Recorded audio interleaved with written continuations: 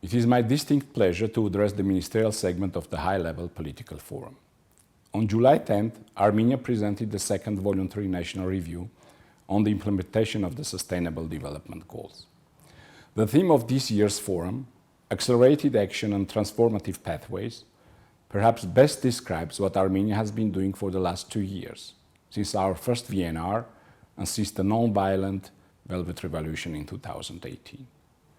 Based on the broad popular mandate, the government of Armenia has been implementing ambitious reforms aimed at building a competitive and inclusive society, benefiting from technological, industrial, and environmental high standards.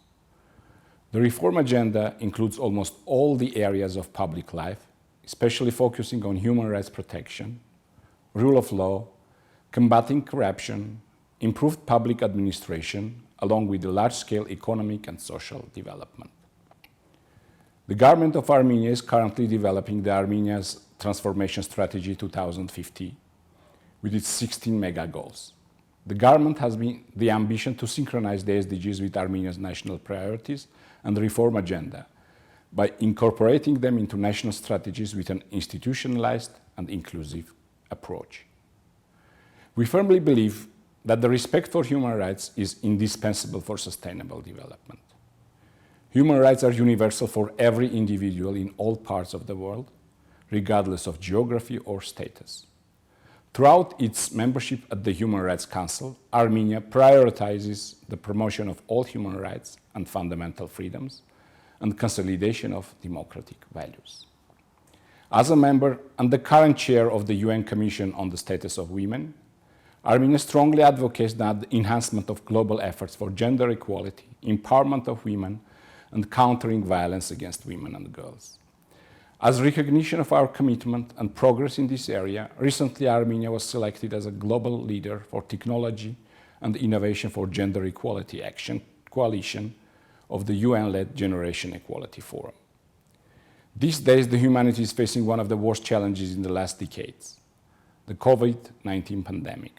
Apart from many human losses and sufferings, the COVID-19 has pushed our societies into uncertainty and disquiet, hampering the progress towards the achieving of the SDGs. It is worthy to reiterate that only through international solidarity, recommitment to effective multilateralism and coordination, that the response strategies can be effective, dragging our societies out of this calamity. We need to reinvigorate multilateral institutions, including the global healthcare system, to restore trust in them, to improve preparedness in preventing and addressing this and other outbreaks. I want to stress once again the relevance of launching the United Nations COVID-19 Response and Recovery Multi-Partner Trust Fund and other international initiatives which are aimed at supporting small developing countries to overcome the health and socio-economic crisis caused by this pandemic. In the spirit of our collective pledge, leaving no one behind, we share the conviction that equitable access to all essential health technologies and products to combat the virus is a global priority. And no one, including those living in conflict areas, should be denied or be limited in access to remedies to mitigate the impact of COVID-19. Likewise, vaccines against COVID-19 are a global public good and should be accessible and affordable to all countries, especially the vulnerable ones.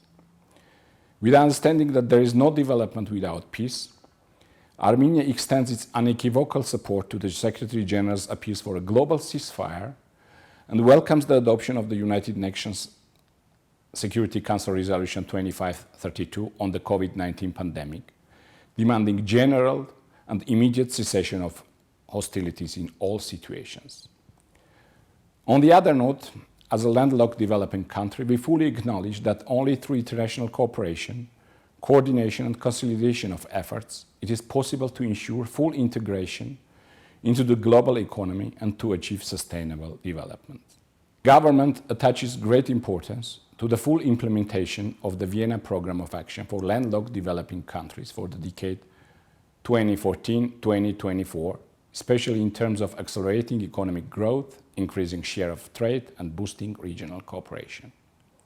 We, as an international community, need to take swift and resolute actions to strengthen economic and environmental resilience to be able to face global challenges, including climate change, rising inequality, extreme poverty, food safety and malnutrition.